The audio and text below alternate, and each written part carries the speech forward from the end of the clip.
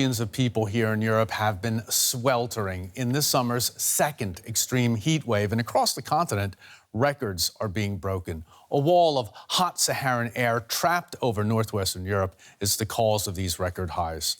Let's take a closer look now. Germany is at 42.6 degrees Celsius. The temperature's continuing to rise. The Netherlands, 40.4. Belgium, 40.6. And if you look at France, they're at 42.6 degrees. Now, that represents a shattering of the old record by more than 2 degrees. In a moment, we'll be talking to a climate scientist who says this could be the new normal. But first, here's a look at some of the effects the hot weather is having. Temperatures are rising, and transport systems across Europe are feeling the heat. Our tracks, they're even hotter than the outside temperature. When it's like 40 degrees outside, the temperature on the rail will mount to 10, maybe 15 degrees hotter. So we have measured it at 55 degrees Celsius. So that makes it the hottest spot in Belgium right now. The record-breaking temperatures can cause train tracks to expand, putting them under strain or at risk of buckling. In the UK, trains were delayed or cancelled, all down to the heat. The flip side of the disruption, the chance to enjoy yourself while trying to keep cool. But concerns about what's causing the high temperatures is also on people's minds. I'm enjoying it, but yes, I am worried about the impact of, climate change, and very concerned and trying to do my bit. Of course it's climate change. There's no doubt about that. It goes without saying.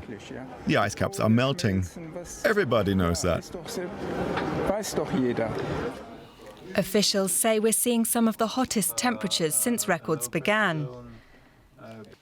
These are the highest recorded temperatures for Belgium in history since the beginning of the measurement in 1833, yes. As the weather sets new records across Europe, climate scientists say such heat waves are likely to become the new normal in the coming years. Well, can we expect more summers like this? I'm joined by Claire Fyson, a researcher with Climate Analytics, which worked with the UN on crafting part of the Paris Climate Accords. Welcome to the show. Thanks for being with us. Now, you're linking Europe's 2 heat waves this summer to climate change. Can you talk a little bit about the data that backs that up? Absolutely. So, as you've described, we've seen a lot of terrifying heat extremes, heat records broken this month, but also last month in June, it was the hottest June on record around the world, and in France in particular, many heat records were broken. And I think many of our viewers will remember the heat wave last year also in Europe, which all of these can be tied to climate change. Scientists can clearly show that climate change is making these worse. So on the one hand, it's making them more frequent, more likely to occur, and on the other hand, it is making them more extreme, more intense. So, for example, if we look at June in France, scientists have shown that this was about 4 degrees hotter than it would have been at the start last century without climate change effects. Okay, now, current government efforts to reduce the CO2 emissions that are linked to climate change are focusing on a number of measures, among them air travel. And when you look at air travel, we have an image now that demonstrates the sharp increase in that. It shows all flights that took off on one day this week. For the first time, the number of flights tracked exceeded 225,000 in a single day.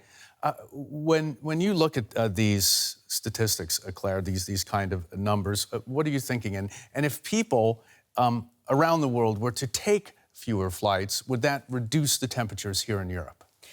So air travel is a very carbon-intensive form of transport, and as you said, it's growing. More and more people are taking flights, and that is obviously very concerning for the climate, and will become a challenge in the future, something that we will need to address, how to either reduce flights with other forms of transport or find low-carbon fuels for flying. But we have to say that this is only one part of the picture. It's, at the moment, quite a small proportion of global emissions. And in the near term, what we really need to do is phase out fossil fuels from our power sector. So phase out coal in the energy supply by about 2030. But if we took fewer flights, would that help? That would certainly help. Yes. Okay, now here in Germany, Green Party leaders have just issued a call for immediate efforts to create more green spaces in urban areas. Could that lead to lower temperatures, at least at the microclimate level? So at the local level, yes, that will absolutely help. I think everyone's experienced walking through a park and feeling that the temperature is colder than it would be when surrounded by concrete. So I think this will be a really important adaptation measure for cities in the face of heat waves to allow people to deal with the very high temperatures. Claire Fyson with Climate Analytics, thanks so much for coming in this morning. Thank you.